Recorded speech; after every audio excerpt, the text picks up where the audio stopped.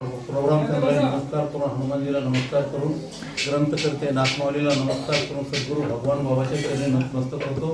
गोपाळ बाबाची समाधी त्यांच्या चरणी नतमस्तक होतो.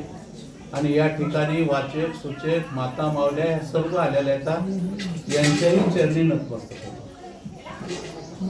आज दोंडे जेवण आहे, बरोबर आहे ना? आपल्याला दादाने सांगितलं, मला फोन सकाळी आला, बाबा तुम्हाला दोंडे जेवण करायचे. मायबाप ज्ञानेश्वरीच्या दुसऱ्या अध्यायामध्ये एक ओवी आहे, सुग्रण अतिशय, ह्या लोकांविषयी बोलतो का तुमच्या विषयी? सुग्रण अतिशय सुंदर आहे, पण स्वयंपाक विकती आहे.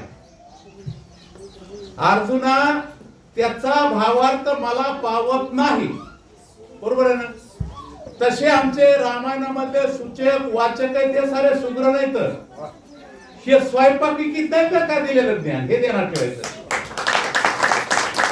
ज्ञानेश्वरीमध्ये बघा तुम्ही, दुसऱ्या अध्यायामध्ये उभी आहे. तसं दादानी सांगितलं दोंडा जेवण आहे, मी रामायणातल्या गप्पा मारणार आता बघा, आणि तुम्हाला दोंड्याचं जेवण देतो. कारण रामायण हे प्रत्येकाच्या जीवावर आहे, रामायण हे प्रत्येकाच्या संसारात आहे, रामायण हे प्रत्येकाच्या गावात आहे, रामायण हे प्रत्येकाच्या जीवाभावात भरलेलं रामायण आहे. रामायणाच्या दोन कलाटण्या आहेत. पहिली कलाटणी अयोध्येकांडात झालेली, बरोबर आहे? मगाची वय होऊन गेल्या, बाईनं काय काय कोठ्यवधी काय व्यवहार केले ते मगाच सांगितलं. कारण रामायणच घडलंय बाईमुळं, बरोबर आहे का नाही? आणि या रामायणाचा उद्देश काय? आता इथं ह्या बाईमुळे वनवास नाही बघा. कारण ज्यावेळेस प्रभू रामचंद्राच्या जन्माच्या अगोदर प्रभू रामचंद्राचं हे रामायण लिहिलं, त्यावेळेस वाल्मिक ऋषीने लिहिलेलं आहे. आणि तुम्हाला वागावं लागल, प्रभू रामचंद्राचं असणारं त्या ठिकाणी अस्तित्व असं आहे, मर्यादा पुरुषोत्तम. कृष्णाचं अस्तित्व तसं नाही. सांगणारानी लक्षात ठेवा काही गोष्टी, मी तुम्हाला दोंडे घालतो जीवात, बरोबर आहे? आणि या परिस्थितीमध्ये जी असणारी आई माता सीता देवी ही लक्ष्मीचा अवतार आहे. प्रभू रामचंद्र भगवंताचा अवतार आहे, लक्ष्मण शेषाचा अवतार आहे. पण शेषाला बी कळाली नाही लक्ष्मी, लक्षात ठेवा. शेषाला ही लक्ष्मी कळालेली नाही, म्हणून त्या लक्ष्मीने आणि भगवंताने एक असा अवतार धरला की उगच आपण नाटक करायचे. नाही तर सीतादेवीला माहिती नव्हतं बोलायचं. कधी मला सांगा लक्ष्मी कुणाला बोललेली का? इथून मागाच्या कोणत्याही ग्रंथात दाखवायचं तुम्ही. पण आजच का बोलली? का बोलली? पुढचं कार्य घडायचंय. जसं मंथरेनं कैकेयीच्या पोटामध्ये काहीतरी कुटाणा घालून रामाला वनवासाला पाठवलं, तसं सीता देवीला इथं काहीतरी कुटाणा करून जायचं होतं. बरं बघा की नाही तुम्ही सर्वांनी, दादा प्रभू रामचंद्र काय सांगतात? हा भगवंताचा अवतार काय सांगतोय? लक्ष्मणा, तुला मी पुन्हा पुन्हा सांगतो बर का, सीतेला सोडून जाऊ नको. का बरं कळकळीने सांगित होता देव? त्यांना कळत होतं की या असं होणारच आहे. कारण लक्ष आणि मन किती तुम्ही ठेवलं तरी एक तरी वेळेस विचलित होतंय. माणसाच्या जीवनाचा विचार करा तुम्ही, किती तुम्ही भक्तीच्या मार्गावर जायचा प्रयत्न करा, कधी ना कधी लक्ष्मण हे विचलित होते. समोरचा अहंकारी आहे. इथं 4 पात्र आहेत, लक्षात ठेवायचे. एक राजा रावणाचं पात्र आहे, एक मारिचाचं पात्र आहे, एक प्रभू 5 पात्र आहेत, एक प्रभू रामचंद्राचं पात्र आहे, इथं एक असणारं सीतादेवीचं पात्र आहे आणि लक्ष्मणाचं पात्र आहे. पहिल्यांदा प्रभू रामचंद्राने लक्ष्मणाला सविस्तर सांगितलं, लक्ष्मणा किती संकट येऊ दे, काही होऊ दे, पण माझ्या सीतेला सोडू नको. सर्वांनी माहिती होतं. आतापर्यंत किती दिवस वनवास झाला? 13 महिने 13 वर्ष 6 महिन्याचा वनवास पूर्ण झालेला आहे 25 ठिकाणी. आता राहिले 6 महिने. रामाला काळजी होती, पण पुढे काय झालं? प्रभू रामचंद्र त्या हरणाच्या मागे गेले. तिथं सविस्तर कथा आहे, साऱ्यांनी ऐकलेली.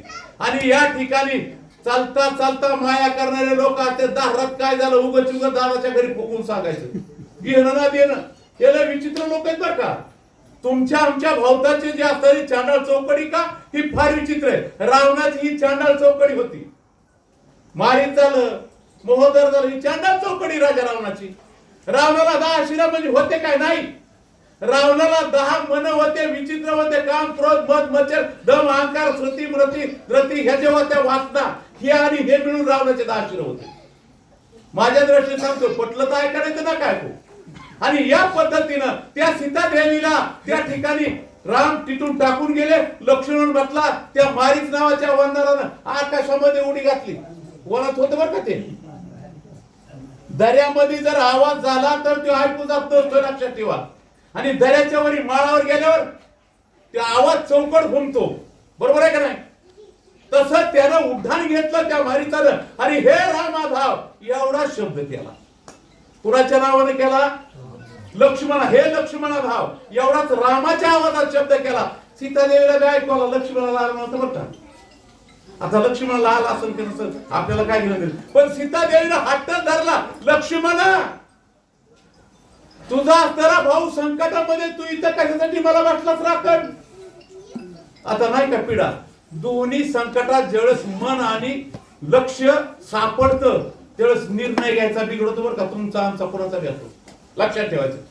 हा जो निर्णय घ्यायचा आहे, एकूण एकानं सांगितलं, एकूण एक बोलतोय आणि पाहायला गेलं तर एक जण परमात्मा आहे आणि एक आदिमाय शक्ती लक्ष्मीचा अवतार आहे.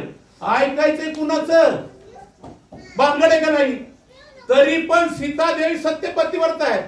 तिला वाटत होतं का बोलावा? नाही. पण आपल्याला पुढे असणारा अहंकार रूपी रावण मारायचा आहे, अहंकार रूपी लंका जाळायची आहे. जे असणारे बंधनं घातलेले तर परमेश्वरानं त्या असणाऱ्या सर्व बंधनं तोडायचे, तर त्याच्यासाठी सीतेला थोडा का होईना त्रास, भक्तीला त्रास. सीतादेवी भक्ती बघा. लक्ष्मण हा एक सेवक आहे, रामचंद्र असणारा भक्तीचा मालक आहे, म्हणजे तो असणारा परमात्मा आहे. आणि या परमात्म्याला आपल्याला दूर जाऊन त्याच्या घरी गेल्याशिवाय त्याचा नाश होत नाही.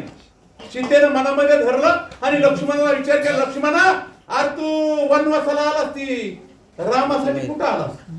ते शब्द लक्ष्मणाच्या कानावर पडले तर वाईट वाटलंय. लक्ष्मणाने कानामध्ये बोट घातले आणि जाता जाता सांगू लागले, लक्ष्मण माते, माझ्याकडून चुकलं असेल ते मला माफ कर, पण आता तरी सांगतो, मी एक माझ्या पुण्याची मर्यादा आहे का. साधू संत तुम्हाला माहिती ना, साधू संत हे पुण्यवान असते, त्यांच्या शब्दामध्ये सामर्थ्य असतं. भगवान बाबा उगाच आपण